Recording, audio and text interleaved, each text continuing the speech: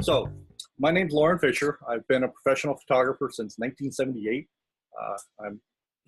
This event tonight is part of my 40th anniversary celebration. So, that's what all the balloons are for, and the free everything, all the free handouts. I joke with everybody. This is the official party, but. No. Hello. Grab a seat. So I worked for years as a newspaper photographer, doing every kind of work you can, and then I was a freelance photographer and a commercial photographer, and I've done architecture, and I've done pets, and I've done people and portraits, and pretty much everything. And now I'm doing fine art photography, mainly nature-based and travel photography, and I sell my work at art shows up and down the East Coast, and I do a lot of workshops, which I enjoy more than the art shows. So I'm going up with the art shows or going down with the art shows and up with the workshops. But I really enjoy photography and sharing what I've learned over the past 40 years and what I'm still learning, and helping people use the camera more and get more out of it. So if we could, real quick, like to just hear who you are. We'll start with the people here live, then we'll do the people online, and who you are and where you're from. Yeah, my name is Raj Shah. I'm from right here, Belleville, New Jersey, and I'm just using some family photography and want to learn better, understand better. That's one. Great. My name is Leonie Skibbs. I'm from East Windsor, and I'm just really here to learn. I'm total amateur. Hi, I'm Maria Banatarji. I'm from Wyndham Township. I want to learn how to do my use the manual mode. I've been always using the automatic mode, so. Okay. I'm Jitendra Rana. I'm from Somerville itself, and I've been doing this photography on and off, and I'm back again. And there's always something new to learn, and the camera. That's why I'm here. There is. John Costa, I'm from Clinton Township, soon to be Williamsburg, Virginia. Oh, No, I've actually bought a house down there. Wow. I'm semi-retired in the process of transitioning. So, and I just got another job down there. So. Wow. So you're unretiring already. That's too bad. Yeah. Expected. Been doing photography since high school, off and on. Oh, wow. It's always been a secondary thing. But anytime I get an opportunity to attend something like this, I do.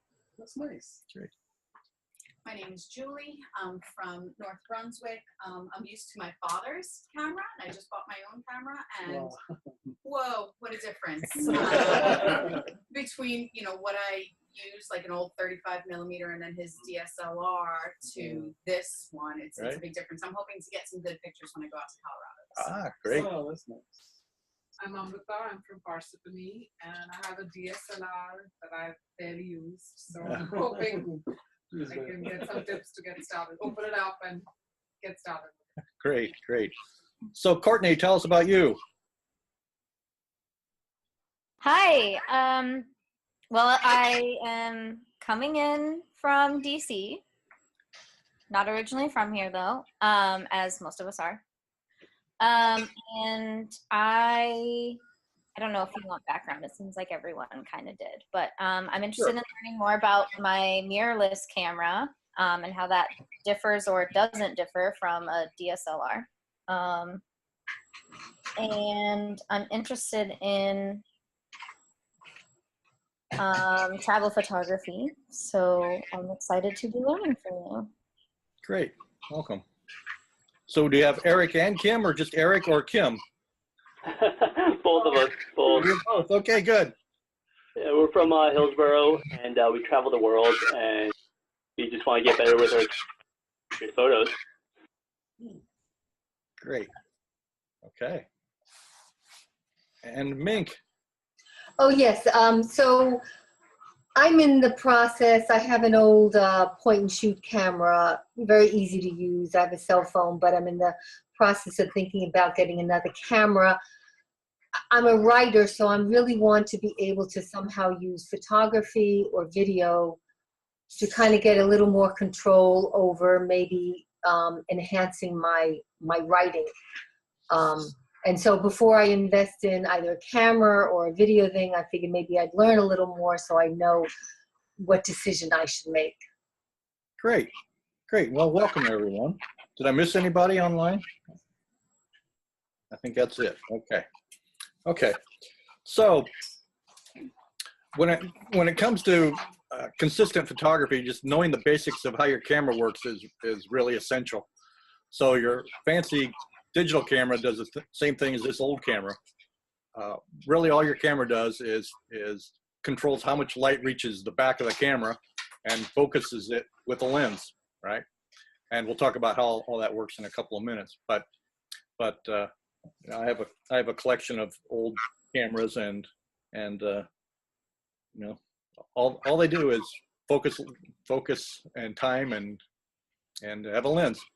So even if you have a big new camera, even if it's an iPad, it's doing the same thing. And I just love tourists shooting pictures. This is at the Coliseum in Rome with their iPads. At least use your cell phone. But anyway, you know, it's doing the same thing as a big fancy camera. And Courtney's mentioned the mirrorless. The basics are all the same, but we'll get to a little more detail on that. But first, I'm going to start with something that seems a little bit trite: how to hold your camera.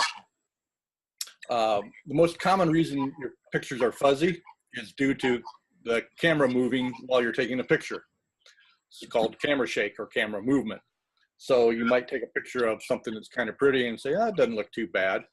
But when you enlarge it, you can see that it's not really crisp and it's not sharp. And it was because it was shot handheld. Okay, I want to make sure I was. So there's a pretty simple cure to that. It's use a faster shutter speed or use a tripod. So I shoot 95% of my photos with a tripod because I make big prints. And so any little bit of movement in my picture is, when I enlarge it, it's going to enlarge that movement and make everything look fuzzy and unsharp. So the only thing that changed from the previous photo to this one was I used a tripod. All the settings were exactly the same. So when I enlarge this, I get real sharp detail. And that's what I'm striving for all the time. So blurry autofocus pictures, you know, might look kind of good. And especially when you're looking at it on the back of your camera, you think, oh, that's not too bad. Then you stick it in the computer and enlarge it a bit.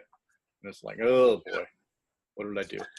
So if you're not using a tripod, you need to hold the camera properly. And so you want to hold it so you have it in your right hand, and then you can use your index finger to push on the shutter button. And it doesn't matter if it's a mirrorless or DSLR or what kind of camera you have. They're all lined up the same. I've never seen a left-handed camera. Although I love when I see ads and they flop the picture. Sometimes you'll catch them and they flop the image and there's somebody shooting a camera with a left. That's not right. You're holding it with your right hand, but your really strength comes from your left hand. And if you put it underneath the camera rather than over the top, you are a lot stronger. You're much more stable by putting your hand underneath the camera, setting the camera on the palm of your hand, and then your fingers are free to either zoom the camera if you have a zoom lens on, or if you're doing manual focus, you can manually spin your focus dial. So by putting your hand underneath rather than over the top, you're much stronger. So if you put your hand over the top and try to hold your camera, you can just see how weak you are. I mean, you just have no strength. You know, even a manly man like me has no strength. Yuck, yuck. But putting underneath, suddenly I'm pretty steady. So you want to make sure that you keep your left hand underneath, and then it really becomes the support for the camera, and your right hand just you know, doesn't have to do a whole lot. You also want to keep your elbows in. If your elbows are out, you have no support again. If you keep your elbows in, then you can tuck them right up against your body. If you're lucky like me and have a bit of a belly, you can just stick your elbow right down in that sucker, and that really makes you strong. I'm sorry for you people who don't have one of those things. Maybe you get lucky someday you'll have one. So, you know, that's a real good sport, is just get your elbows in, and suddenly, if you're pushing the camera against your face, you have a tripod.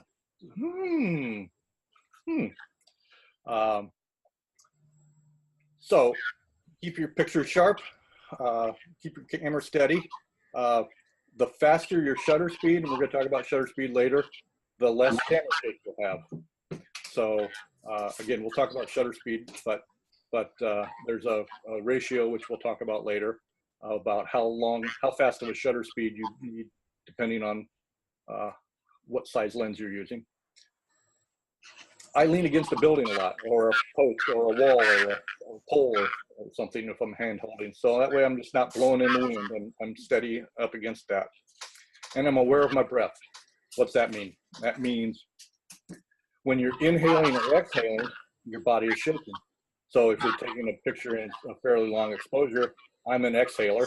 I go, now my body's steady. I can fire the camera. Some people inhale and then take the picture.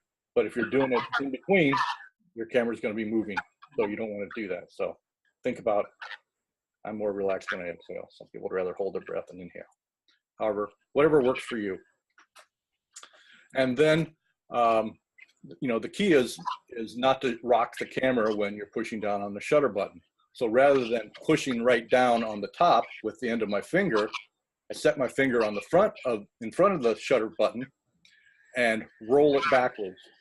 So instead of pushing straight down, I'm just setting it there, and I'm doing this motion, and it takes some practice. It takes some practice. So that way you're not shoving straight down. You're just kind of doing this kind of thing. So you just roll your finger back over, and you can fire the camera if you turn it on. So, and I want a very long exposure. Oh, 30 seconds. This will be looking really good as I move it around, and it'll be something really funky, weird. So when you put all those things together, you're able to make a pretty nice picture, right? As my camera's still going for 30 seconds. So one of the main things that we need to worry about as photographers is controlling our exposure and getting a proper exposure. So your camera has a light meter built into it. So it measures the light that is reflecting off of whatever your subject is. So it doesn't matter where you are, if you're in the light or in the dark, it matters where what the light is coming off of your subject.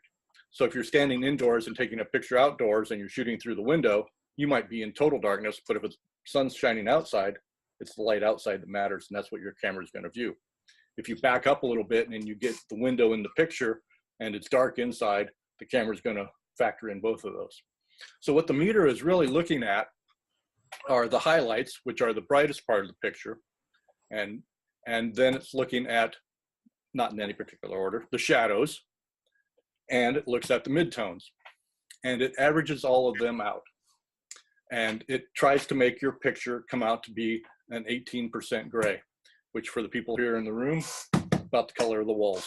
You'll notice that an awful lot of things in photography are 18% gray. That's not an accident. But it wants every picture to look like this.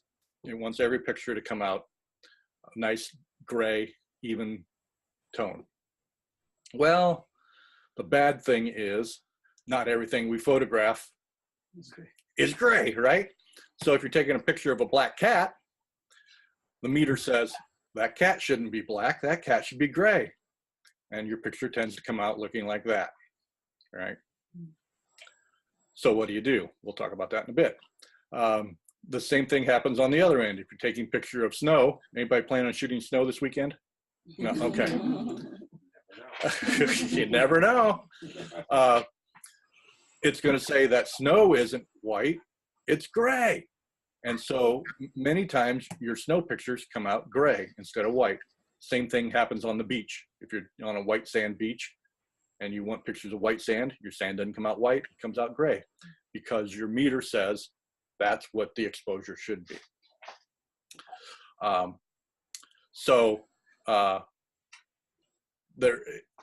We'll talk about how to fix that in a minute, but you need to be aware that many times what your camera is doing is telling you a dirty, horrendous lie.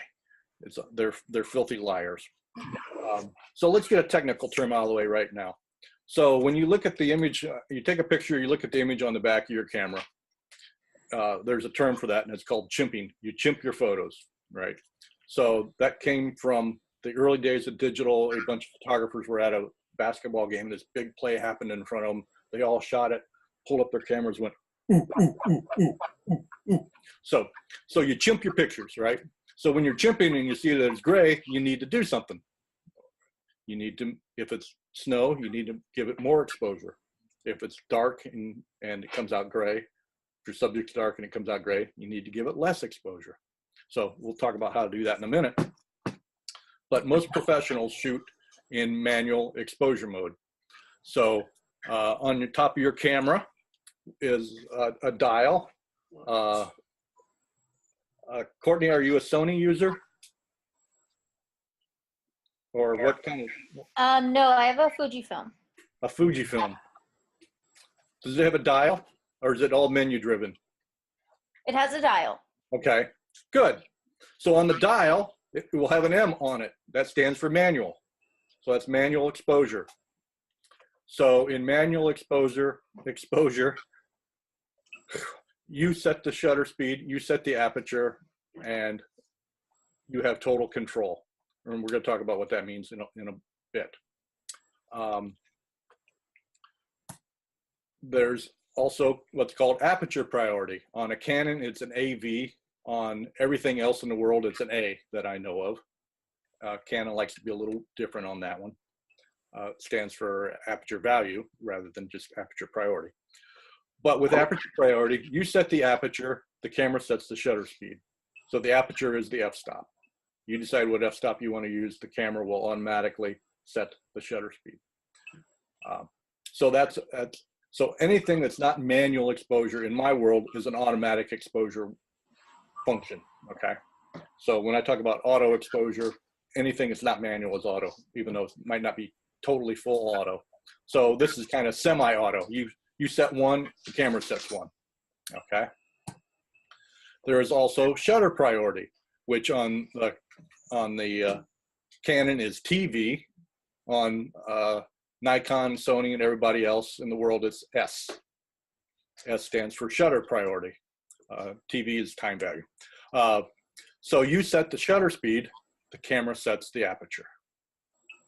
Okay, pretty basic.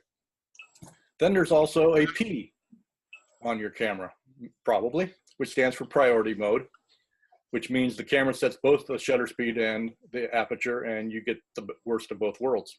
Right? You've lost control.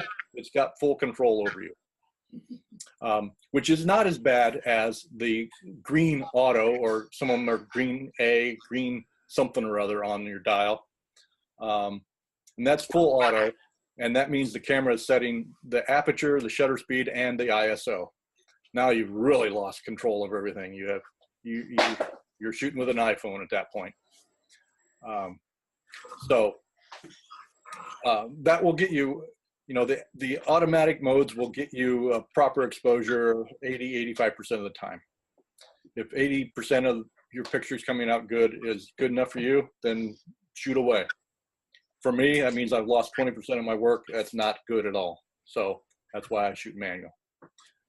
So some cameras have some other things on there too, like a picture of a candle or a person running or a flower or what else was there? What's that? Yeah, person, a picture of a person. A moon. You have a moon? Cool. Yeah. Wow, I would really like to see what they figure for that, because most people shoot the moon entirely wrong, but we won't talk about that. So what those little icons are doing are they're saying, okay, if the person has the picture of the person running, if the photographer wants the person running, that probably means it's an action picture. So we're going to set the shutter speed to be pretty fast to stop the motion. And we don't care what the aperture is. If it's a picture of a flower, it probably means you want a lot of depth of field, so it's going to do that for you. So all those things are doing is using a combination of aperture, shutter speed, and maybe ISO to get you in the right zone for those different kinds of pictures. Now, your camera, as I said from the beginning, your camera only really does three things. It has shutter speed, it has aperture, and then the lens, the focal length of the lens, which controls the look of the photo also. They've added on a computer to your camera, which does a ton of other junk. Some of it good, most of it just marketing ploys to make us buy more cameras. So when you get like the picture of a landscape and it thinks, okay, you're probably taking a picture of something outdoors, so it's going to add saturation to the greens, and it's going to make the reds pop more. So those different pictures will also change the contrast. They'll change the saturation. They'll add some sharpness to it. Who knows what else? I mean, whatever some engineer in Tokyo decided to do, hey, let's make it do this, and you don't have any control. So I recommend that people starting out get right away to the aperture priority. Shoot aperture priority until you're feeling really comfortable with it. We'll talk about why here in a minute, but aperture priority is a good way to get going. If you're out taking pictures and you don't want to have to think at all, throw it on the P, throw it on the program, and you'll get an image. You won't have any control over depth of field or shutter speed or any of that kind of thing, but you'll get an image. Okay. So as part of exposure, there's this fancy term called the exposure triangle. The exposure triangle says that you need three things, a combination of three things to make a proper exposure: shutter speed, aperture, and ISO. Okay, so when you have a correct combination of those elements, you have a proper exposure. And so there's a distinct relationship between the three of them. If you have a proper exposure and you change one of them, you have to change at least one of the others. You could change them both, but you don't have to. So we're going to talk more in depth about what shutter speed, aperture, and ISO are, but just really quick, shutter speed is how long light hits the sensor, right? So if you think of a curtain opening on a stage, it's how long the curtain's open and then goes closed. In the old days, your shutter really went that way. They don't now. They actually drop down and one chases the other, but that's too complicated. So just think of it as how long the curtain's open, then goes closed. And sometimes it's real long, sometimes it's really quick, okay? Then the aperture is the size of the opening of your lens. So however big around your lens is how big you can let it in, and you can stop it down and make it smaller. So you think of a water hose versus a garden hose versus a fire hose. You're going to get a lot more water through a fire hose than you are a garden hose. Same thing with the lens. You're going to get a lot more light through the big opening than you are the little opening. And we're going to talk more about that. And then ISO is how sensitive your sensor is to light. In the old film days, film was rated 100, 200, 400. Kodachrome was 64. God bless Kodachrome. And now you have those adjustments in your camera, so you can change every shot you want, if you want, to a different ISO. So let's talk about ISO first. The higher the ISO, the more sensitive your sensor is to light. So if you need more light, you increase your ISO. The downside is the higher the ISO, the lower the quality. Now, I make huge prints, right? I just had one shipped that was 100 inches wide, and so that baby better be the highest quality I can get it, and that's ISO 100 on my cameras. So I shoot everything I can at ISO 100, which would mean I shoot everything except when I'm doing astrophotography of stars at ISO 100, and it just gets me the highest quality possible. It means I have some trade-offs on some other things once in a while, but since I shoot with a tripod all the time, I can always shoot at ISO 100. I can get away with it. So some common ISOs are 100, 200, 400, 800, 1600. There's in-betweens there you can get. So again, the lower the number, the less sensitive it is to light. So on a bright sunny day, do they still make those? Oh, I saw one the other day. There was one the other day. On a bright sunny day, you'll want ISO 100 or 200 or maybe 400 if you're shooting outside. Some cameras, their lowest ISO is 200. Some of them now, the newer Sonys have 80 or 64 or something down in that range. Excuse me. A lot of cameras have, what do they call it? Low 1, low 2, or high 1, high 2, high 3, where, and that, don't use those. Those are bad. Those are computer manipulations of the ISOs, and the quality goes to hell in a handbag really quick on those suckers. So stick to the numbers. Don't go to the L1 or L2 or whatever they're calling them on your camera brand. Excuse me, I've got a frog in my throat.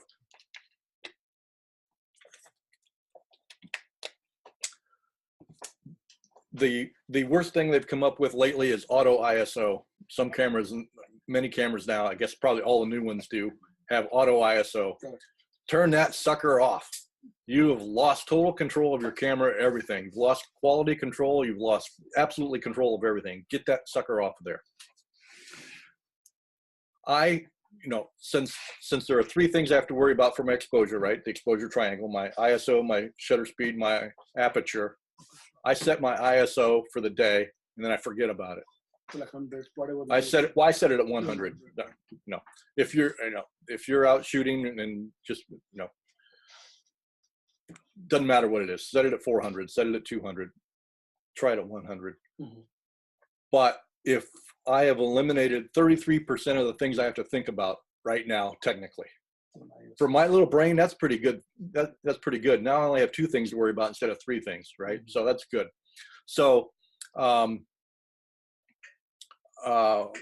where was I? If you're indoors or at night, you might get your ISO up in the 1600 or 3200 range, so you have enough light to capture an image. So when I got this camera, don't let my wife hear me. I got a new camera. What'd you get? No, I got it last summer. It was 16 Mark II. First thing I did was I went out and I shot a series of pictures at all the ISOs: 100, 200, 400, 800, 1600, 3200, 6400, 128,000, whatever it was. I wanted to see what it would do, and I kept all the other settings the same. I just shot something colorful, something stupid, didn't matter what, and then I put them in the computer and I looked to see at what point does my image quality degrade to the point where I never go in there again. Mm-hmm. I can get away with 3200. I can get a little bit above that. When I'm at 6400, it's, I better be seeing the Hindenburg blow up before I shoot at 6400, right? So I highly recommend that you just take your camera out, shoot something stupid, find some flowers that are just there, something that has some color in it so you can see the degradation. You'll see the colors get weaker as your ISO gets higher. And just shoot some pictures, put them in the computer, don't chimp them, because on the back of the camera, they're all going to look great. Mm-hmm. But when you enlarge them on your screen and your computer, you'll see that, wait a minute, up around 3200, it's looking pretty noisy, pretty grainy, and the colors are not as good and don't have as much, it just doesn't look as good. Decide right now what that point is. That way you don't ever have to worry about it. You know, oh, I wonder, this is kind of interesting thing I'm shooting now. I wonder if I can shoot at 6400 ISO. I don't know. I'll try it. And then it's a cool shot and you say, oh, I ruined it. Well, you know, that's a pretty easy test. It'll take you 5 minutes. Sure. How do you change the ISO? It's not like very obvious. So the question is, how do you change the ISO? It's different on every camera. When we're done, I'll show you on your camera. For you online folks, if you can't find it, it'll be very prominent in your manual. So you can look it up and see how to change your ISO really easy. But you want to get it off that ISO, that auto ISO, and set it for the day, or set it, you know, if you're shooting all day and then you're gonna shoot at night, maybe at night you change it, but during the day, put it on 400 and go. Forget it. Okay. Any questions on that? I have a different question. Yes. Are we gonna get a copy of the presentation? No. The question is, are you going to get a copy of the presentation? And the reason you know is a few years ago, I did that, and I had somebody take my entire presentation and resell it, and was doing workshops with my exact work. So I said, I learned my lesson, so I'm sorry. Yes, you're welcome to take pictures of the screen or whatever, but I don't send out the stack of slides anymore because I got burned, even though but yeah, you can do screen. I know, but you can still do it, but I'm just not gonna make it easy for you. So. I got even with her though, so just to let you know that. So, okay. Any other questions on ISO?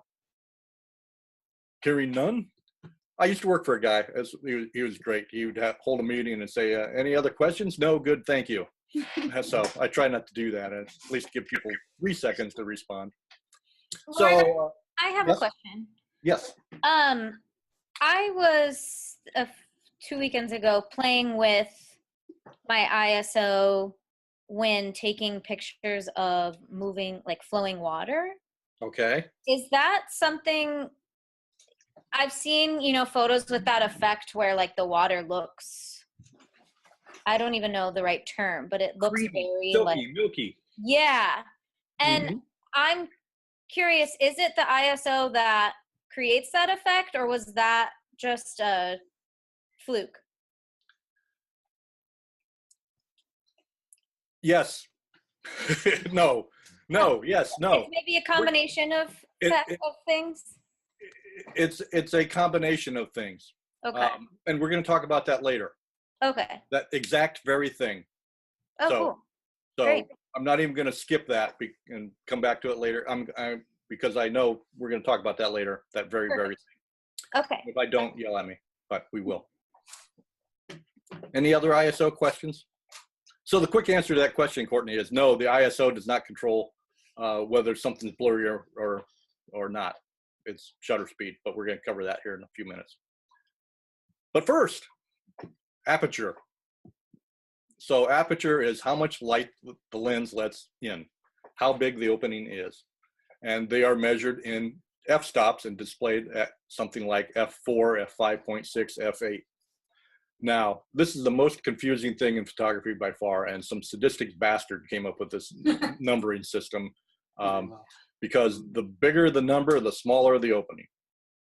The bigger the number, the smaller the opening. The smaller the opening, the bigger the number. I can't tell you how confusing that is. So f4 lets in more light than f11. So if you look at a chart of apertures, f22 is a little hole, f8 is a medium-sized hole, f2, if you have a lens that's f2, is a great big hole. So no matter what lens you have, it will vary, and every lens is different. Not many lenses are f2. If you have a zoom lens and it's a kit lens and not a super expensive lens, it will probably vary throughout the range of the zoom. So the more telephoto it becomes, the bigger the smallest opening is. So it might go from 3.5 at one end of the zoom to 5.6 at the other end of the zoom. So it doesn't, 5.6 is the same on every lens, but not every lens has 2.8 or f2. In fact, I don't own a lens with f2 anymore. 2.8 are the fastest lenses I have, and pretty much all of my lenses are. The way I explain it, it's a fraction. F0 constant / 22 is going to be a smaller opening than an f2. It's a fraction. It's a fraction. John tries to help us with, but man, does it. If you know your fractions. If you know your fractions, but it's then people think, ooh, that's math. If it's math, it has to be bad. Well, the interesting thing is there can be a lot of math in figuring out your exposure, but there doesn't have to be anymore. In the good old days, there had to be. You had to know your numbers. And now you really don't, but you need to know the concept of f22, or almost every lens has f22. Almost every lens has f5.6. So you just need to know that 5.6 lets in a lot more light than 22. Okay. And also, is it true like the lens which has f2 or f2.8, they are more expensive? So the question is, are they more expensive if you get an f2 lens than yes, usually. Although I just bought my wife might have heard that too. No, I just bought a 14 millimeter 2.8 lens. It's a Rokinon. It was on sale at B&H one day for $250. If you're a little goofy like me and you like gear, B&H is a great place. They have a daily email newsletter they send out with deals of the day. Really? And it's bad if you buy something every day, I guess. I don't know. I don't. But once in a while, something comes across that's just like, holy smokes, $250. I've heard this lens is pretty good. I'm going to try it. It is, but it's purely manual. It has no electronics to it. If you stop down from 2.8 to f16, when you look through the lens, it's dark. So it's a specialty lens, and I use it mainly, almost entirely for astrophotography or northern lights or something like that. So I shoot it wide open at 2.8. But got a little sidetracked there. No, I don't make any money off of B&H. In fact, I use small camera stores. I got the camera not at B&H, at a small camera store in Pennsylvania. Anyway, so back to Aperture. So every time you change your lens to let in more light or to let in less light, that's called stopping down. So that cuts the amount of light that enters the lens in half. So here's the math part. If you go from f8 to f11, you cut the amount of light in half that you let into the lens. And the opposite is true. If you open up, you can go from f16 to f11, you let in twice as much light. And so there are what's called full f-stops, 2.8, 4, 5.6, 8, 11, 16, 22. And if you're mathematically inclined, you notice 2.8, 5.6 is twice as much, and then f11 is essentially twice as much as that, and 22 is twice as much as that, which is really letting in 4 times as much light. So there is math if you like that kind of stuff, but you don't have to know that. You don't get freaked out about it. Okay. So that is the quick version of just realize that the bigger the number, the less light comes into your camera. Okay. So yep. So for example, if you try to shoot in a manual mode and you already fix your, say, ISO 200, right? And now you work on this f-stop. So based on the, say, area you are in or the lighting, so you could, I guess, plan, okay, let me try with the f2.6 or 2.8 versus, say, f8 and see how the picture comes along. Right. And then you can change more back and forth, I guess. Exactly. And so what Aperture really controls is depth of field. It's one of the things that controls depth of field. So again, it's how much light comes through the lens. So depth of field is defined as the amount of your image that is acceptably in focus. So as you're looking across a scene of anything, how much of that is in focus? How far back is in focus? I will give you handouts of this. I meant to have them out, and I will email this to everybody online so you have a copy of this. Actually, let me dig that out right now. I'm shocked I didn't before. There are actually 3 things that control depth of field.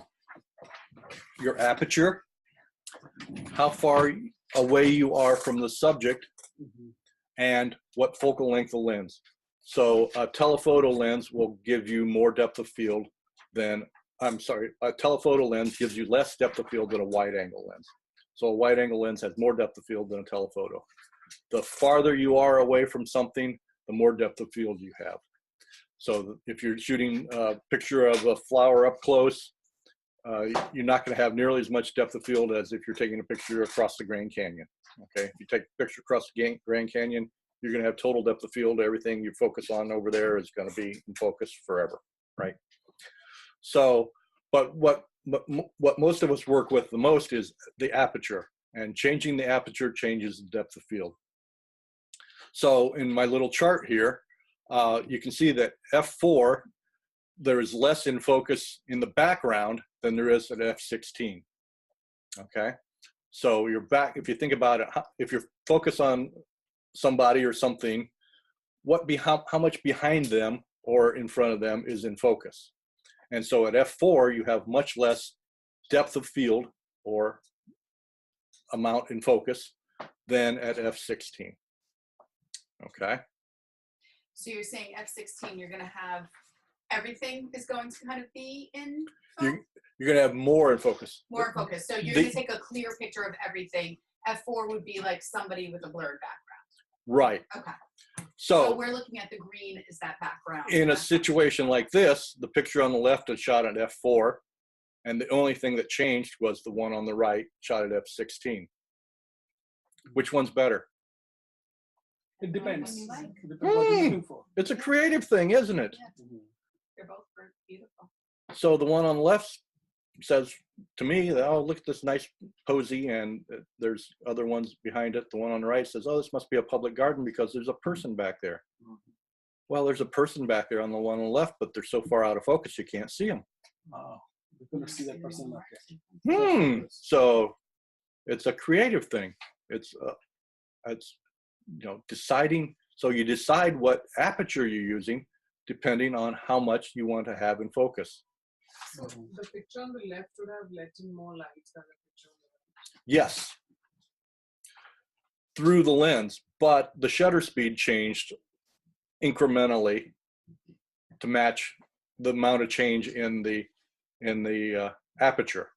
So the shutter speed was chosen automatically? If you're in aperture priority on your camera, yes.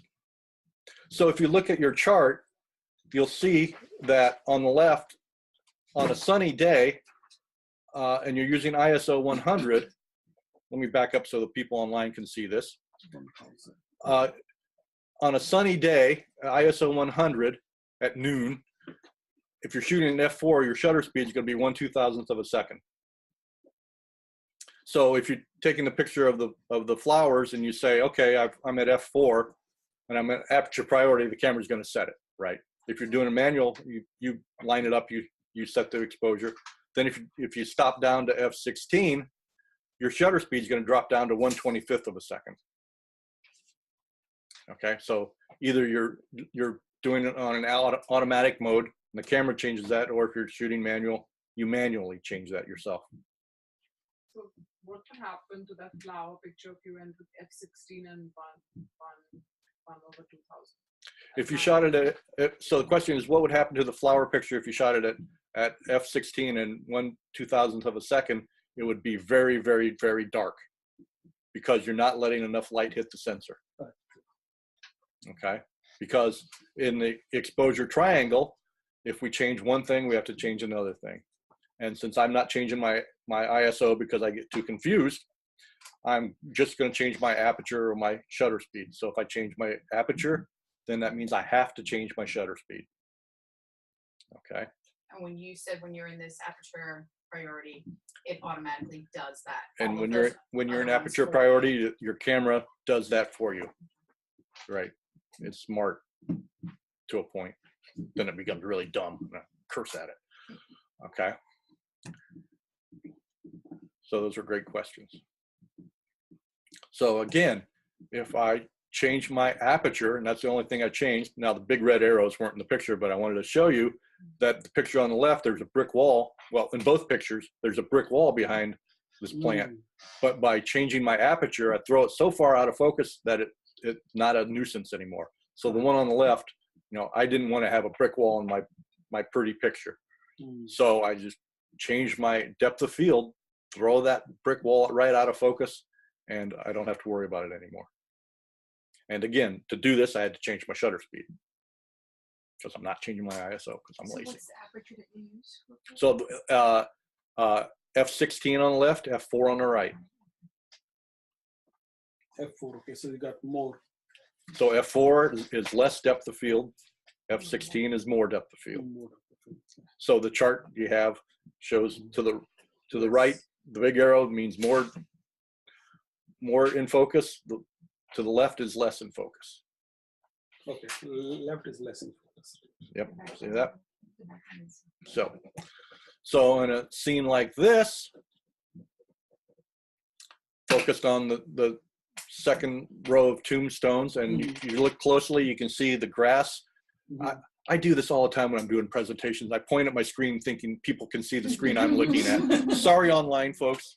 I know I can move my mouse over and show you with my mouse what I'm talking about. So you can see that my depth of field in this is pretty shallow. There's not much depth of field. So from about right here, it's acceptably in focus, to a little bit behind there, it's acceptably in focus. Everything else is out of focus. Okay, this is shot at f4. When I go to f16, magic occurs, and suddenly everything's in focus. Nothing else changed other than my shutter speed. So when I changed from f4 to f16, I had to change my shutter speed to maintain a proper exposure. So like, for example, when you're doing this kind of pictures taking, say, outside, right? I guess it's up to you as a photographer to decide what you're looking for. So the question is, when you're out taking pictures, is it up to you? Absolutely. This is one of the creative controls you have over your camera is, do I want to have a lot of depth of field or a little? And it doesn't have to be outside. Indoors is the same thing. It's you know, it's always a choice. Indoors you have less light, so you have more constraints, but it's all the same. With the F4 though, earlier, the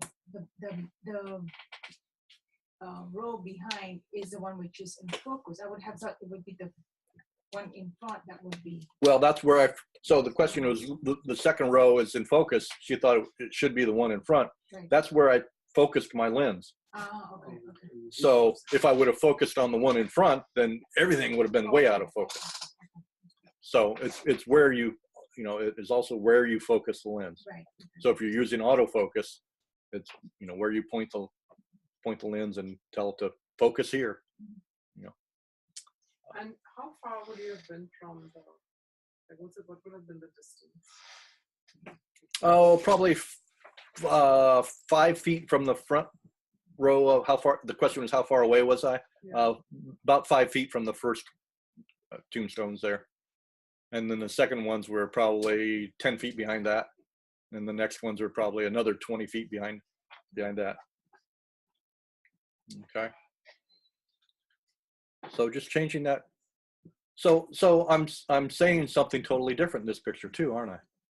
You know, I mean, it's like, oh, this is a cool old cemetery. Look at all the tombstones. This one is, wow, I wonder what those two are really about. What, you know, focus right in on those and not worry about the others.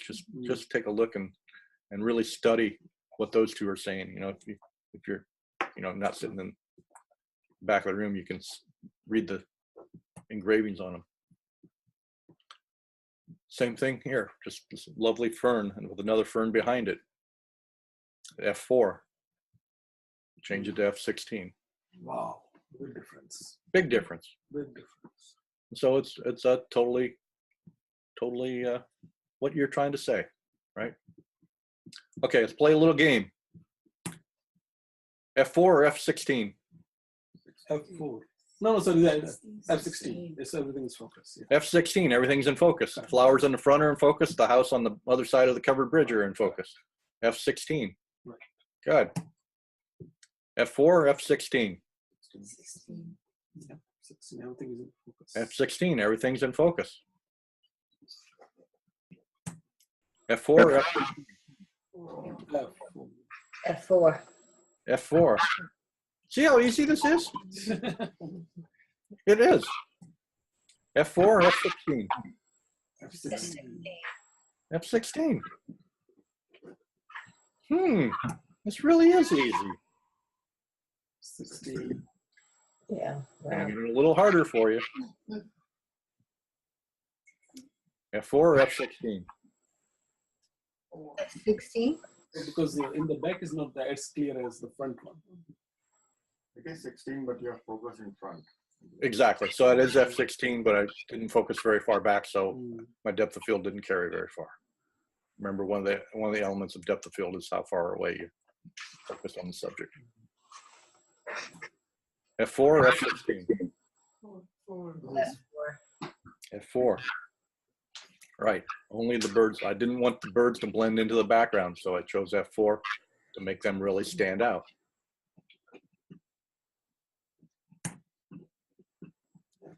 F4 or F16? F4. Right. See, this is easy, isn't it? I wanted the fox kit to really just jump out and not blend in with the background. You're a good teacher. Yeah. Trained as well. Okay, good. Good. Okay, we're going to get a little trickier. Okay. F16. 16, but we focus on his elbow or whatever. This is a trick question. It's F8.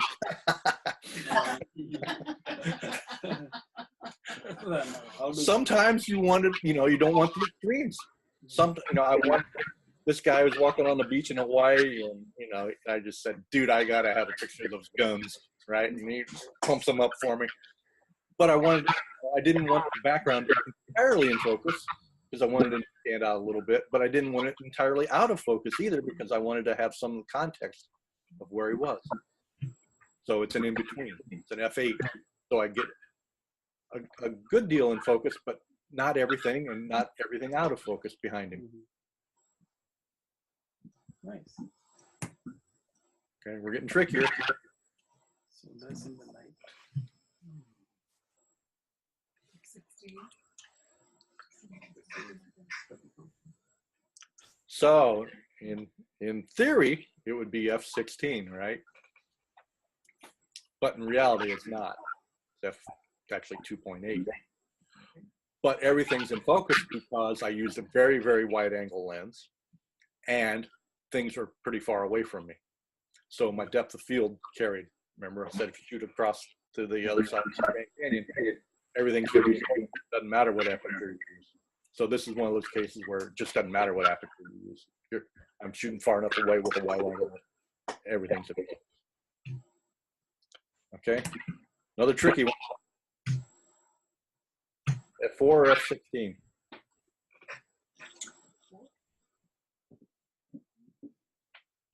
A lot of silence on this one. So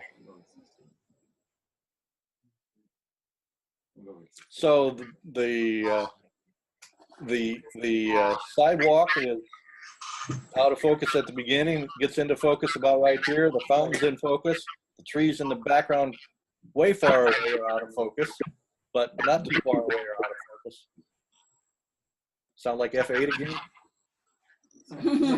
Yes, it does sound like F8 again. So again,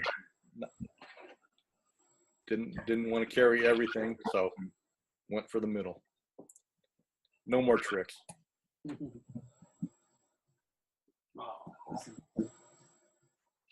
F4 or F16? F16.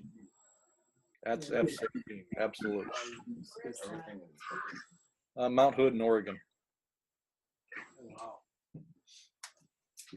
And is this a long exposure or short? The question is, long exposure or short? It's a fairly fast exposure, which we're going to talk about next, what that means. But there's little wind blowing, so you can see the mist coming up off the water, and it's frozen in time. It's not blurred, so it's a fairly fast shutter speed. So any picture you look at, you can pretty much decipher what f-stop they use. Pretty much. You know, you can figure, well, was it, you know, you might not know exactly if it's F11 or F16 or F22, but you know, so as you're looking at other people's work and you say, I really like that photo, I wonder how they did that. First thing you go is, do they have a lot of depth of field or a little? If they have a lot, then they must have used something up around F16, F11, something like that. If there's very little, they were down at the other end of the scale. F4 or something. Yeah, F4 or you know. So part of learning photography is looking at other work and saying, yeah, that's how they did it. And you can figure it out pretty easy. Now, once in a while, you'll get fooled, like, you know, my picture of the stars. Yeah. But it's the concept. You know, I shot it knowing I'd get enough depth of field to get the trees and the stars in focus. And so when I'm out taking pictures, one of the first things I do is think, do I want to make everything in focus or just a little bit? So that's my #1 creative choice. As I'm standing there looking at it before I even look to the camera, do I want to isolate whatever I'm looking at, or do I want to have a wide amount of focus? So that, when I'm shooting aperture priority, determines, am I going to use F4, F16, or something in the middle? Pretty simple, huh? So even though it has those complicated, illogical f-stop numbers, just think you have 16 more depth of field, F4 less. Okay, any questions on that? I jumped ahead. Any questions? Going once, going twice, never can ask a question again about Aperture. No. So let's talk about shutter speed. So again, shutter speed controls how motion is recorded. So a fast shutter speed will freeze motion, and a slower shutter speed will show a blur, which, if something's moving, can be used creatively. So I do talk in terms that are sometimes confusing. So I'll talk about a fast shutter speed and a short shutter speed. Same thing. Short and fast are the same. Long and slow are the same. So if I intersperse those, I'm sorry, but that's the way I think. So the reason being, a long shutter speed means the curtain's open, the shutter's open for a long time. A short shutter speed means open for a short amount of time, or it goes, or the shutter goes really fast, or it goes really slow. So, did I say this fast? Yes. So if you're shooting something that's moving, like sports or people running or trees blowing in the wind or something with action, you want to have a shutter speed that's at least 1/500th of a second or faster. So faster would be 1/1000th of a second, 1/2000th of a second, something like that. If you're shooting a portrait or something that's not moving much, 1/125th of a second is fine. And if you're shooting something that you want to have a blur, you have a longer shutter speed than that. So back when we were talking about how to hold your camera, there's a formula depending on the length of the focal length of your lens. So if you think about if you're shooting with a 100mm lens, you need to have a shutter speed that is 1/100. If you're using a 200mm lens, it needs to be 1/200. If you're using a 20mm lens, you can be 1/20 and generally hand hold it and not get much camera movement while you're taking the picture. Now, a lot of lenses have built into them, or the cameras, depending on the brand, vibration reduction or image stabilization. It will let you hold it about 2 stops longer than my guidelines. And those work pretty well. But if you stick to the guidelines of 1 over the focal length of your lens, you know you can handhold and not have to worry too much about camera movement in the shot. So the longer the telephoto, the faster the shutter speed has to be, because it magnifies just every little movement of the lens. But again, you still want, if you're hand holding, you want to hold it tight, hold it right, and you know, even with a wide angle lens, be able to hold it longer. So, say for example, if your lens is a 80 millimeter to 400 millimeter lens, right? So now we should be, speed should be 1 over 80 or? So the question is, when you're using a zoom lens like an 80 to 400, should you be at 80, 1/80th of a second or 1/400th of a second? It depends on where you are in the zoom range. So if you're zoomed out to 80, it's 1/80th. Okay. If you're zoomed to 400, it's 400. Okay, because that's where the magnification comes in. If it's a great big old heavy sucker, then you probably want to be a little faster. But generally, you can get away with 1 over whatever length you're shooting at the time. So on your second last bullet, right? If you're saying if you're using portrait mode, right, or portrait shooting. So for example, ISO you made already 100. Now speed you make here say 1 over 125, and then only thing you now have to change is your aperture at that point. Right. So so the question is, if you're shooting ISO 100 and you want to have 1/25th of a second, your aperture is your variable at that point. Yeah. Now the trade-off is, if you want to make sure you have a lot of depth of field and you want to have a big aperture, then what do? That's the point where you have to raise your ISO up. It's part of the triangle. So, you know, there's always a trade-off. So your quality is going to go down as soon as you go higher. As your ISO goes up. So mostly you want to keep the ISO as low as possible to get the best quality. Exactly. So when you're using a fast shutter speed, you freeze action. So this was shot at 1/1000th of a second. So everything moving is frozen in time. Okay. So I got to tell you this story. When I worked in the newspaper, I was on the board of a local nonprofit, and Jerry Cooney, who was #2 fighter in the world in the early 80s, lives nearby here, and he does charity boxing matches, and he will train like 6 guys, and then they set up a ring and people pay money to come watch him smack those guys. It's pretty fun. So one of the sports writers at the newspaper said, "Oh, I'm going to do that." Okay.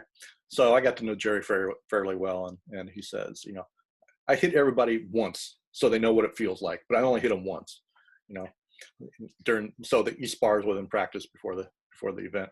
So this night he beforehand he said, this is the night your sports writer is going to get hit. I said, okay, cool.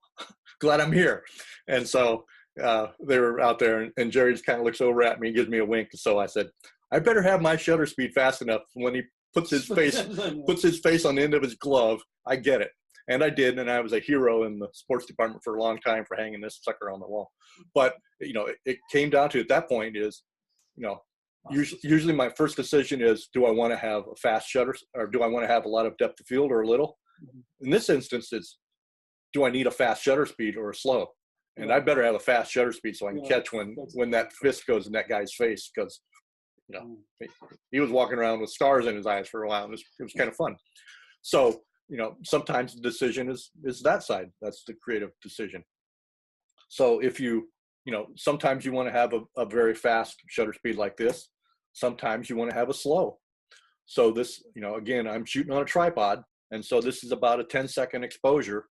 And the town I live in has Friday nights in the summer, old cars park along the street, and so the car is parked there, and then as cars drive by, their tail lights register as streaks because it's a long exposure. So during that 30 seconds or 10 seconds, whatever it was, the car lights become blurry streaks. Now I get real excited when I see a bus come in or an 18-wheeler because they have lights up on top. So I go, ooh, bus. And so the bus came by and I got the lights up high and then lights down low, and gives it a really different look. But that's, this is maybe a 15-second exposure. But the car sitting on the side of the road isn't moving. My tripod's not moving. Right. So the shutter speed for it doesn't matter. But my shutter speed is determined by I want some blurs in the cars going by. Everybody remember snow? Okay. I love snow. I have a house in Vermont. I love shooting snow. So it's snowing and run over to the covered bridge and use the fairly fast shutter speed, about 1/250th of a second. And so it freezes the snow as it's falling, which says, oh, isn't that a nice, lovely snowfall, right? So then I changed it, dropped it down to 1/15th of a second. Oh, so it's gonna blur. And now the snow is blurred. And to me, that says, God, doesn't that look like a horrible snowstorm? Exact same position. Only thing I changed, changed the shutter speed, which means I had to change the aperture to the same amount, but went from 1/250th of a second down to 1/15th of a second. Right. So which one's better? Depends on what you're looking for. Yeah, absolutely. It depends on what you're trying to say with the photo. Those two pictures tell a completely different story of the same situation. So when I'm out shooting, I try every different f-stop, every different aperture. I try every shutter speed.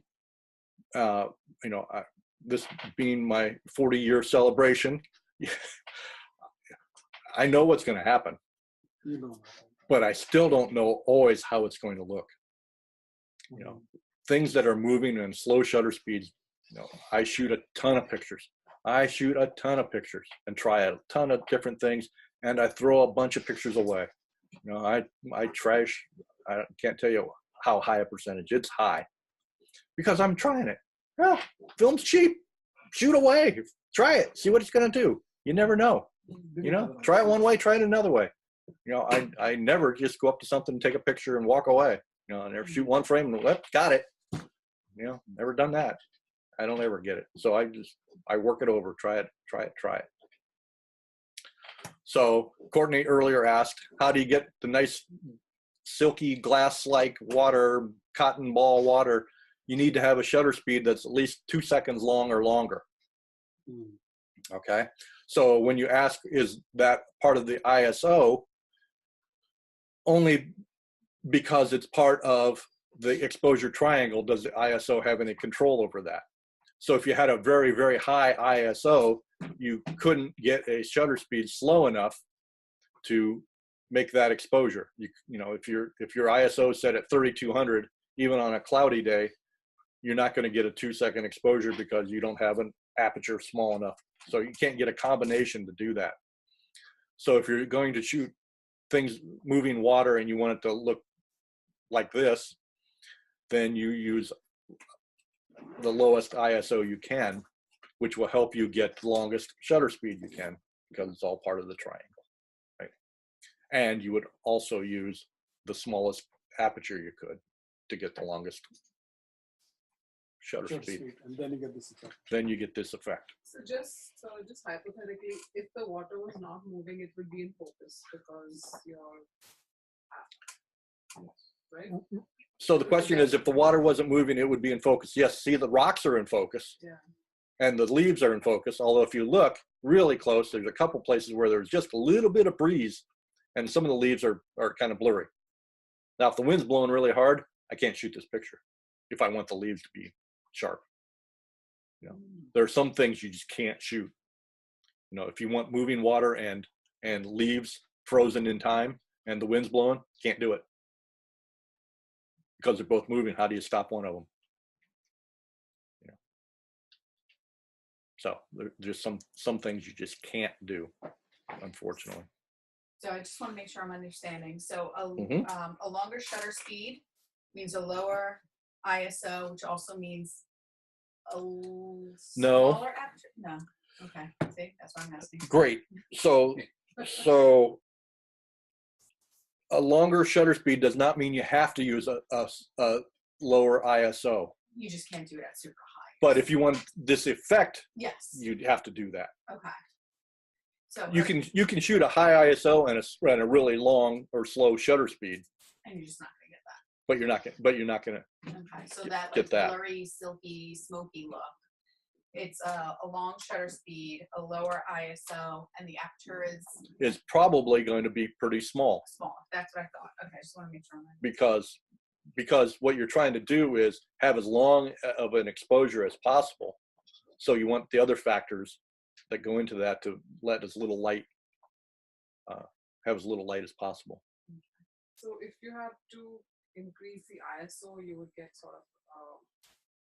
So if you think of it on this, the one on the left, if I increased the ISO and I didn't want to change my aperture, my shutter speed would have to change, right?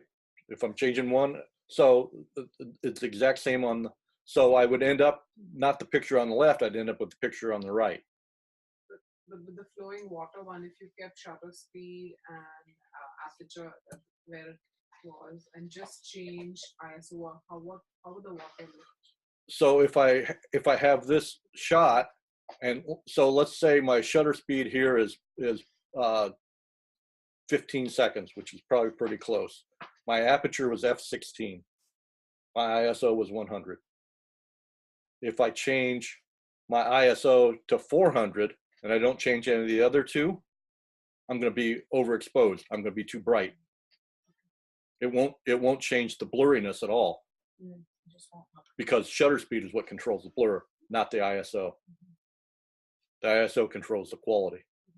All three of them control the brightness. But if I give more brightness by changing any one of the three, and I don't change one of the other to make it darker, then my exposure is going to be off. Okay. So again, shutter speed controls how long the shutter stays open, which thus controls something being rendered as a blur or frozen in time, right? So 1/1000th of a second stops action. 1/15th of a second will make something that's moving look blurry. And full f-stop shutter speeds 1/1000th, 1/500, 1/250th, 1/125th, 1/60th, 1/30th, 1/15th. And for those mathematically inclined, you notice those have. But again, that's you don't need to know the numbers. You need to know the concept that 1/15th of a second, something moving is going to be blurry. 1/1000th of a second, something moving is going to be rendered as frozen in time. Okay. Any questions on that? Okay. Game time again. All right. Fast shutter speed or slow? This is fast because you're frozen in moment. Exactly. So fairly fast shutter speed, 1/500th of a second in this one.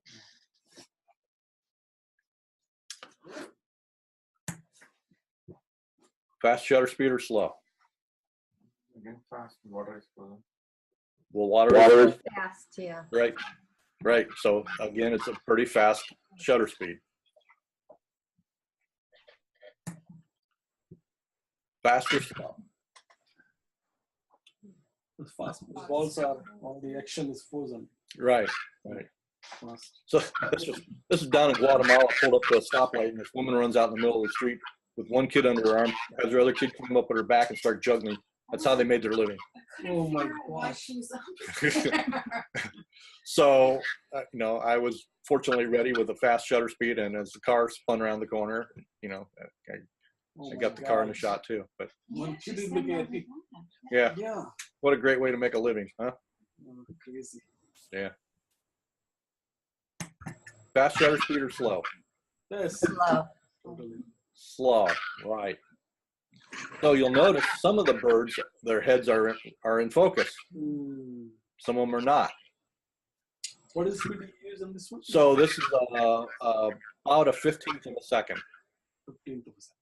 And the reason some of the birds are in focus was I was panning my camera at the same speed as the birds. So as the birds were flying by, I was moving my camera, hopefully at the same speed that they were going by.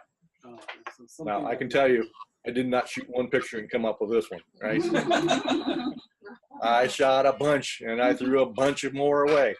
So it was just try it as they're flying by. But you know, if your camera is moving at the same speed as the object, it renders as frozen in time. So you can see right in the middle, you know, there's some of those bird heads are pretty clear, but the wings are blurry because the wings are moving up and down as the bird's flying sideways and the camera's going sideways at the same speed that they are. Long shutter speed or slow? That's the slow one. It's the frozen. I think it's Long. Right. Long shutter speed or short? Thank you. So that is a 30-second exposure. So just the water trickling down the rocks. Just comes up looking, whatever the proper term is. I like creamy. Yeah.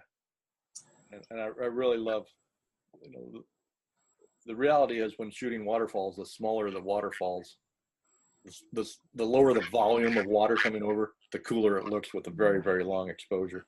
You get this kind of stuff going on down in here. The stone and water and all. Yeah. Yeah. Okay. Any questions on shutter speed? Okay, so here's the sad realization of night. Your camera really only has control over two things: depth of field and shutter speed. See you later. So everything else you do is up to you. It's all about what you point your camera at, when, and at what angle. So all that other stuff that your camera does is really the computer. If your camera wasn't doing it, you can do it in the computer. Now, there are some things in there that are great. Autofocus, for one. You know, so there are some things in there that are good, but most of it is just junk to confuse you and make you buy another camera. It's sad news, but, you know, it really, really just comes down to what you're pointing your camera at, when, and at what angle. You know, and the creative part of the camera is only depth of field and shutter speed. The camera can't do anything else. The selection of lens has some control also, but that's too much to go into tonight. So when you are taking a picture and you chip it and it's too dark or too light, you then need to make an adjustment to your exposure, right? And this is where the exposure triangle breaks down. So like when I was showing a picture of the black cat, and the camera said this is the reading you should use, or the setting you should use. And I took the picture and the cat came out gray, but I wanted it to be black, so I needed to make it darker. If I'm shooting an aperture priority and I change my aperture to go from f8 to f11, that should make the picture darker, right? No, because the automatic part of the camera is going to adjust the shutter speed the same amount. So you end up with exactly the same exposure, you just have a different f-stop, right?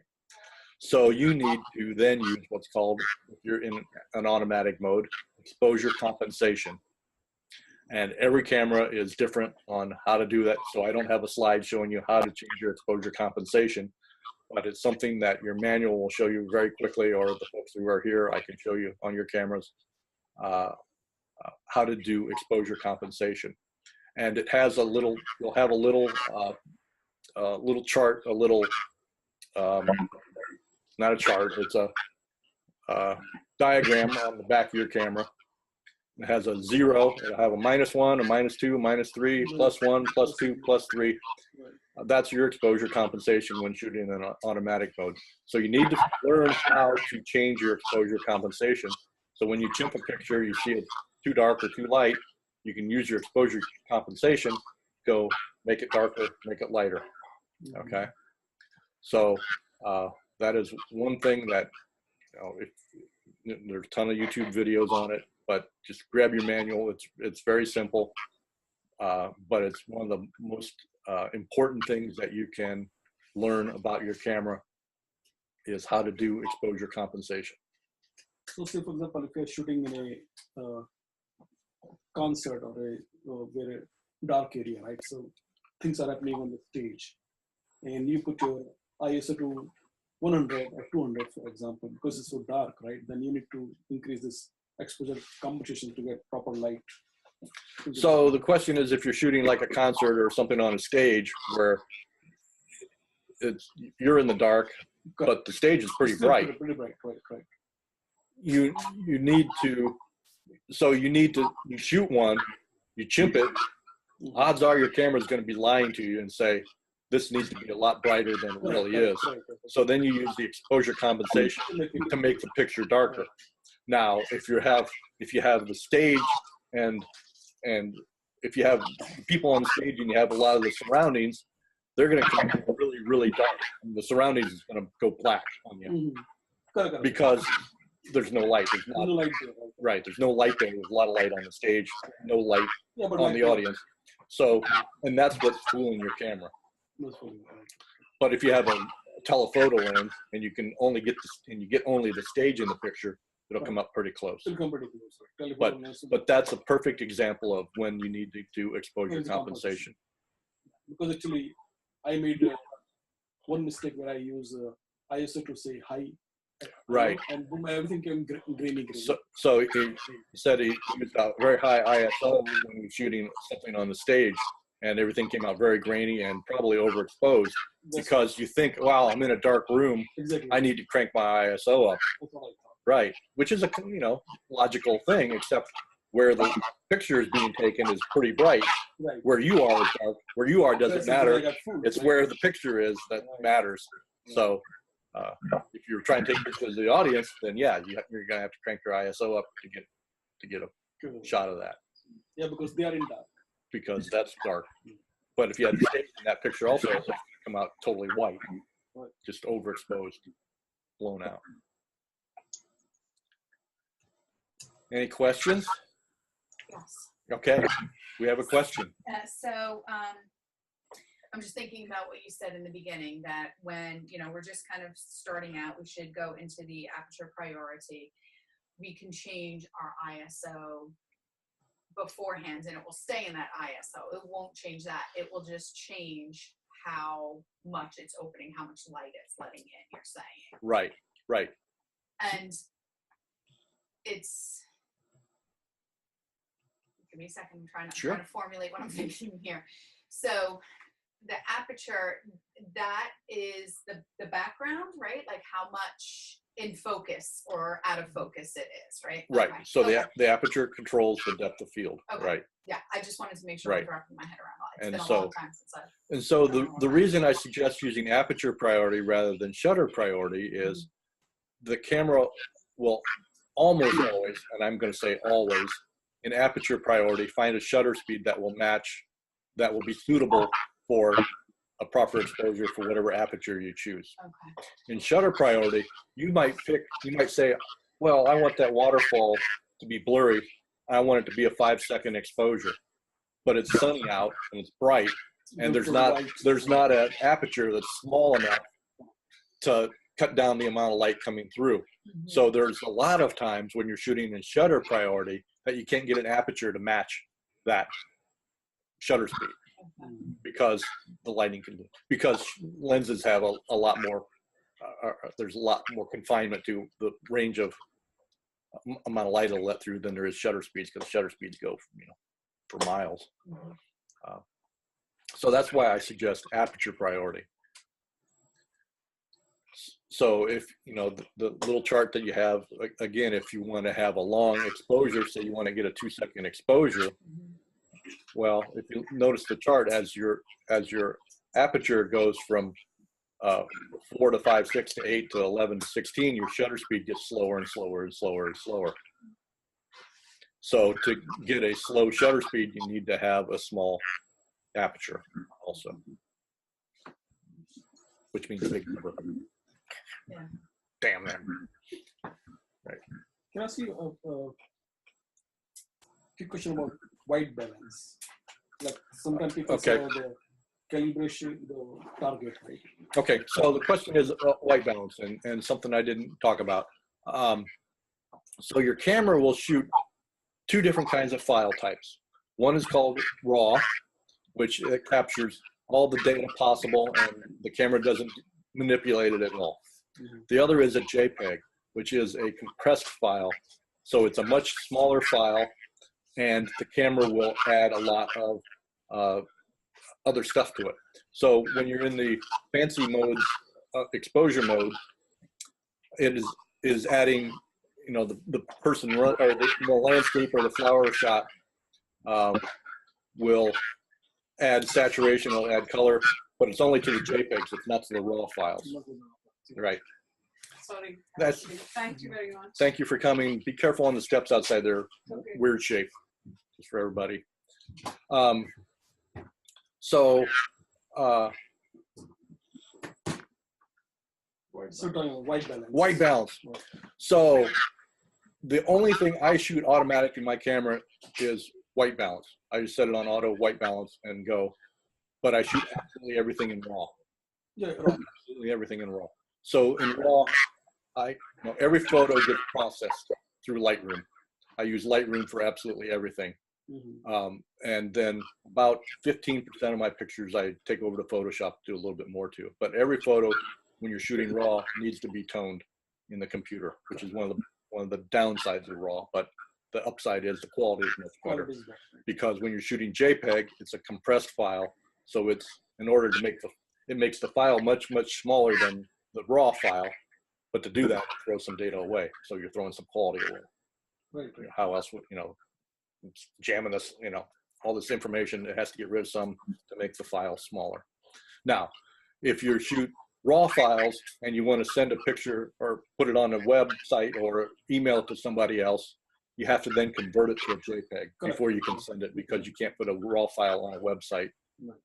You can send a RAW file to other people if they have the software to open it, but if you're just going to look at it in their email, they can't see anything in their email.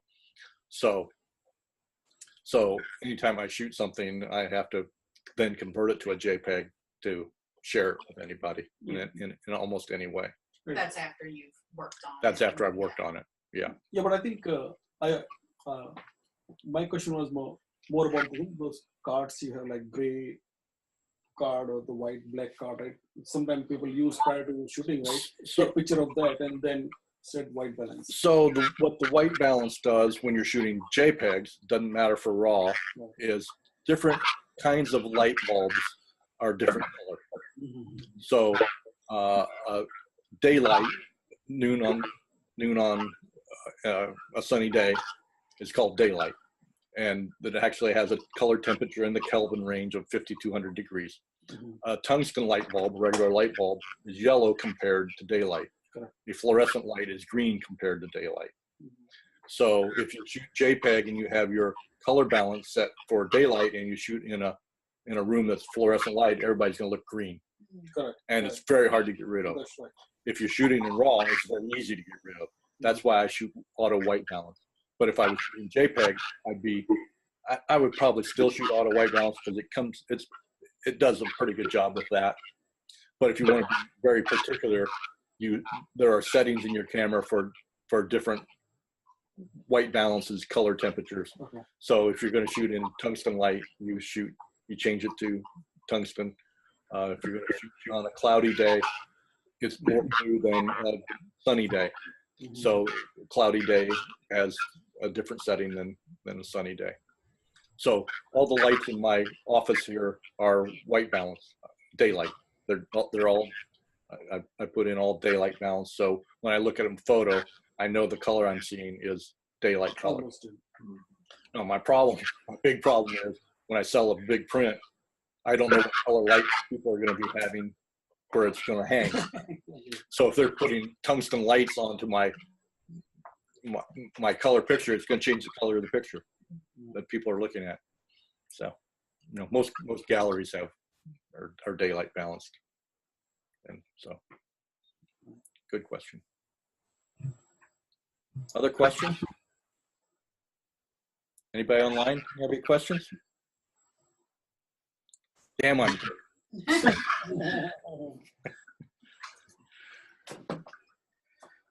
Okay, so I will have this.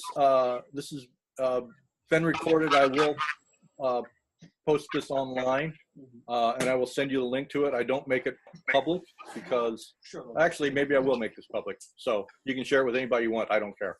You didn't pay anything to come, so I'm not going to charge anybody else. So I will send you the link. I will post the link on the meetup here, and people who have an email address for the online, I will send you a link so you can watch it many times and enjoy my beautiful face, but hopefully you don't see it much. You see the slides, so you can see the slides again that way on the video online. And if you ever have questions, let me know. I do want to show you some of the other workshops I have coming up. Sure. If I can find where my cursor is.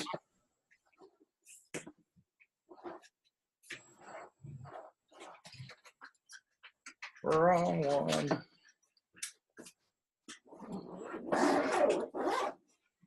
Okay, there we go. Okay, so I do this fun thing of water drops and splashes.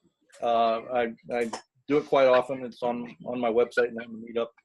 June 9, June 24, June 31, October 20 are the ones I have scheduled, where drop water down into water and a splash comes up, then another drop on top of it, and it makes these crazy things happen.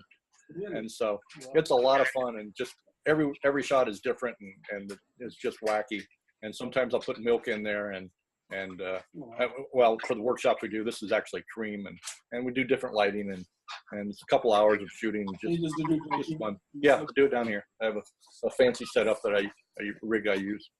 I'm doing an advanced Lightroom class. If you've used Lightroom before, on June 24, I'm doing a class which is online and in person. So you'll be able to make a boring picture look like that. What is Lightroom? Is that okay?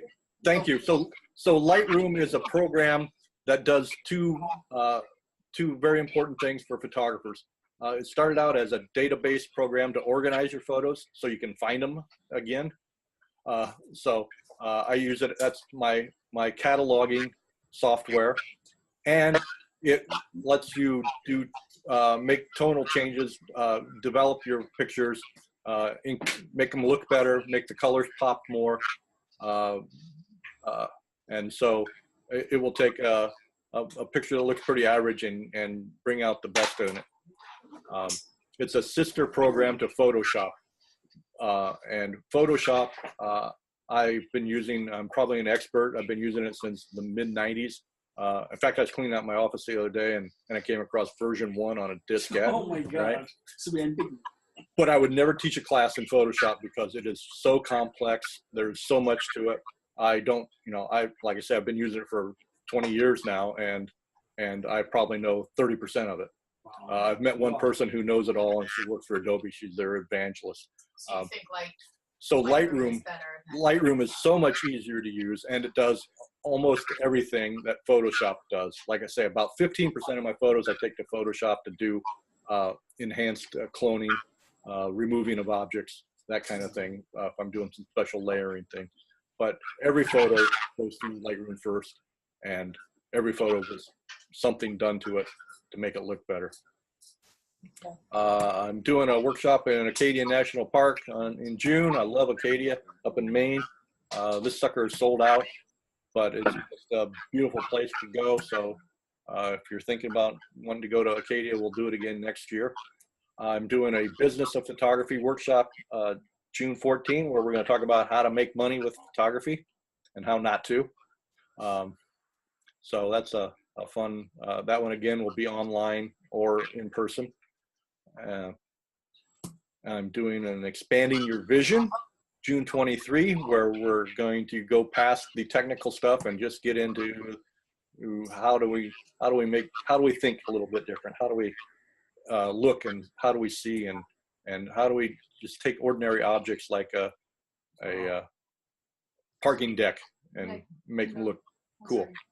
Sort of like, getting, looking from different angles. Yes, looking at things in a different way, and how do you practice that, and how do you learn to see in a different way? June 29 to July 1, I'm doing a Vermont getaway, which is purely just let's go to Vermont and make some fun pictures and relax and go out and shoot. We'll shoot sunrises. We'll shoot some sunsets. We'll go over to the farm and shoot the farm. I have a house in Woodstock, Vermont, and we work out of my house. And I know it's just all these cool places. I've been shooting there for so long that we'll just go out and shoot some just fun stuff.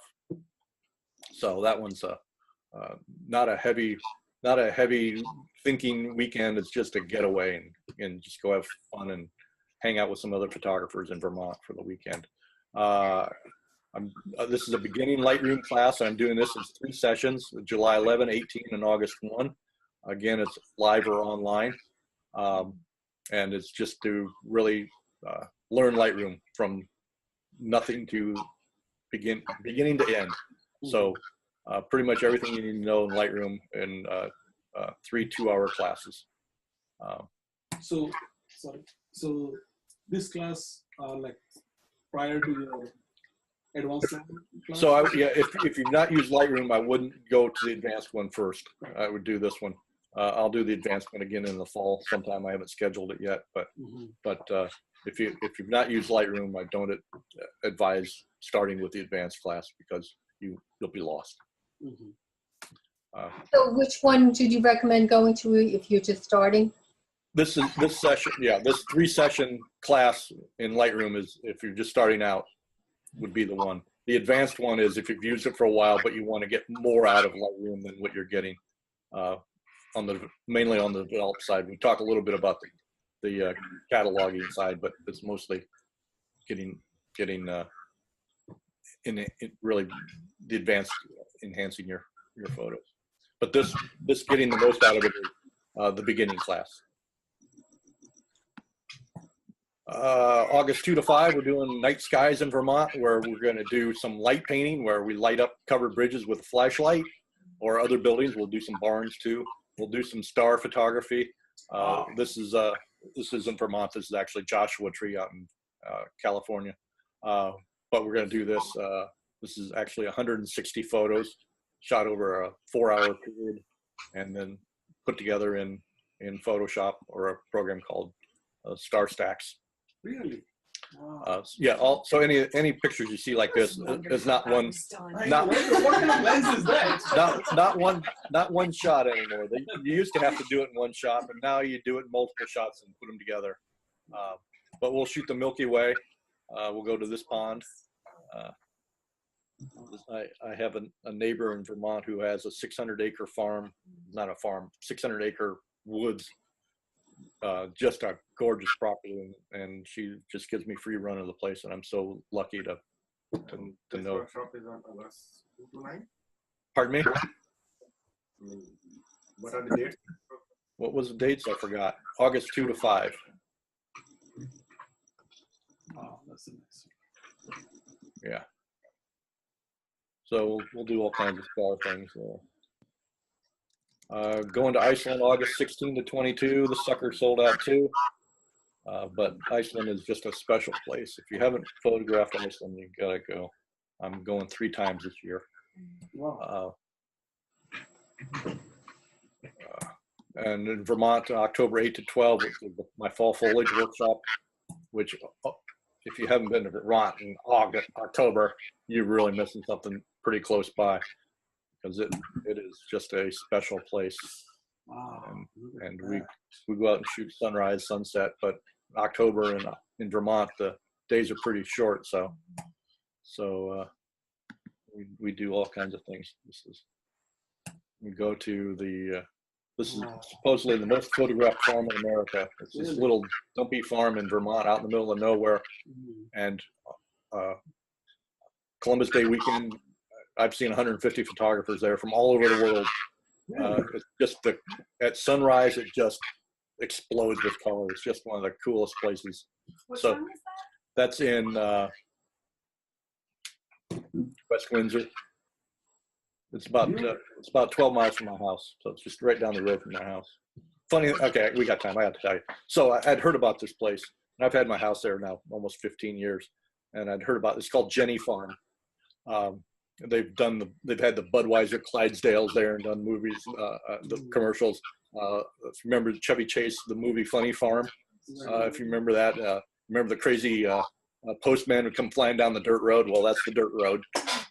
So just, it's a real famous place, and I'd heard about it, and I drove down there one day, middle of the day, and I come up over the hill and I look down, and it's a pretty crappy looking farm. And I'm thinking, well, what's that all about? It looks like, So I thought, well, maybe I'll go at sunset. And I go down there at sunset, and the lights behind it, and I said, that looks pretty crappy. So I was talking to some people, and they said, yeah, you got to go at sunrise. Said, okay. So, went down there at sunrise, and I'm standing there, and before the sun comes up, and I'm up on the hill here, and I'm like, I don't get it. Then the sun came up, and I went, oh. Now I get it.